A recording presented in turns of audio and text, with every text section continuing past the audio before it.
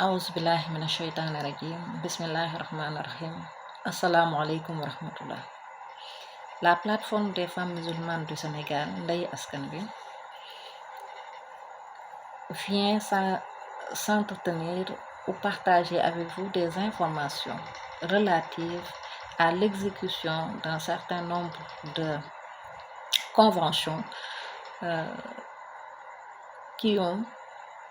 dont les conséquences ont un fort impact socioculturel sur notre population.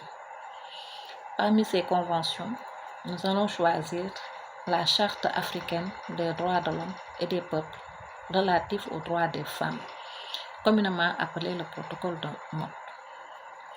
Au moment où dans le débat public, on est en train de discuter sur l'opportunité, oui ou non, d'harmoniser le contenu de ce protocole avec notre arsenal juridique, il s'est trouvé que l'État du Sénégal, à travers son ministère de la Famille et des Solidarités, est en train d'exécuter un programme ou bien une stratégie pour mettre en place ce protocole.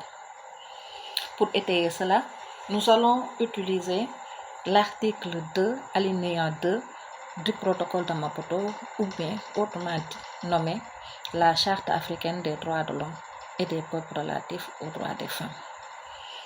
L'article 2, alinéa 2 du protocole dit les États, donc les États qui sont membres de ce protocole, qui l'ont signé et ratifié, dont le Sénégal, s'engagent à modifier les schémas et modèles de comportement socioculturel de la femme et de l'homme par l'éducation du public, par le biais des stratégies d'information, d'éducation et de communication, en vue de parvenir à l'élimination de toutes les pratiques culturelles, et traditionnelles néfastes, et de toutes les pratiques fondées sur l'idée d'infériorité ou de supériorité de l'un ou l'autre sexe, ou sur le rôle stéréotypé de la femme et de l'homme. Donc la charte nous demande de modifier notre schéma, nos modèles de vie, de comportement socioculturel. Et pour y arriver, il y a des stratégies qu'il faut mettre. Et le ministère en a mis deux stratégies. La première est la stratégie nationale de l'équité et de l'égalité du genre, communément appelée SNEC, dont la deuxième phase est en cours d'exécution et doit finir en 2026. Une autre stratégie, qui est la stratégie nationale École des maris et la masculinité et la promotion de la masculinité positive, qui est en cours de déroulement et d'exécution. La semaine passée, mardi 24 juin 2025, la directrice de l'équité et de l'égalité des genres, qui est un démembrement du ministère, dénommée Madame Astou Diouf Gueye, a présidé un atelier de 3 jours à Pikine Djiddah Thiaroye Kao. L'atelier est une école des maris. À cette cérémonie d'ouverture, nous avions un représentant du maire de la commune de Pikine Djiddah Thiaroye Kao, le chef de service départemental du développement communautaire de Pikine, la représentante de l'UNFPA, Fonds des Nations Unies pour la population. Lors de cette cérémonie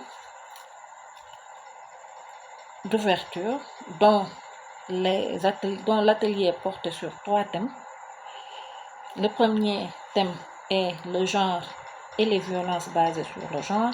Le second thème, le genre et le changement climatique. Le troisième thème, le travail de soins non rémunérés.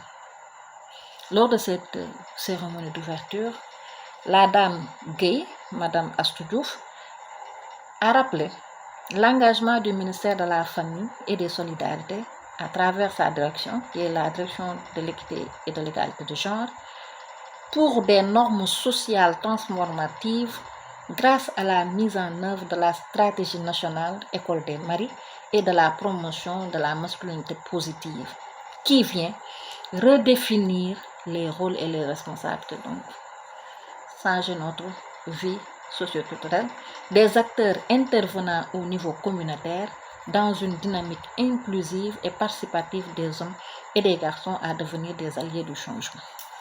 Voilà ce qu'a dit la directrice, qui est en étroite ligne avec ce que dit l'alinéa 2 de l'article 2 du protocole de Maputo.